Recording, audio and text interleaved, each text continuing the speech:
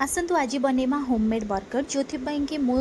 First आलू को boil करके से छोट छोट काटिकी गाजर पियाज कैप्सिकम आ पनीर को ग्रेट करके नहीं जाए सब सुखिला मसला से पकईकरी अल्प किसी कॉर्नफ्लावर दे ताको भल भाव में चकटी देवे तापर आपण बर्गर बन साइज रे तार छोट छोट टिक्की बने प्रथमे मैदार गोटे घोल आपर ब्रेड क्रम्रे भल भाव में डीप करके डीप फ्राए करदे ब्रेड क्रम्टा आपण नॉर्मल ब्रेडटा को हल्का तावारे फ्राए करके ताको ग्राइंडिंग करके बनई पारे। एठी मु गोटे चटनी प्रिपेयर करछि जोथि मु ग्राइंडर जार रे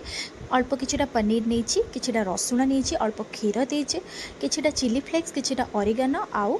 टमाटो सॉस को पके भल भाव में ग्राइंडिंग करदेवे। तापर बर्गर दीपट साइज बन को हल्का बटर रे फ्राए करके ऊपर चटनी तापर टिक्की तापर हल्का पियाज आपण गाजर आउ काकुड़ी भी दे पारिबे तापर टिके चीज देके ताको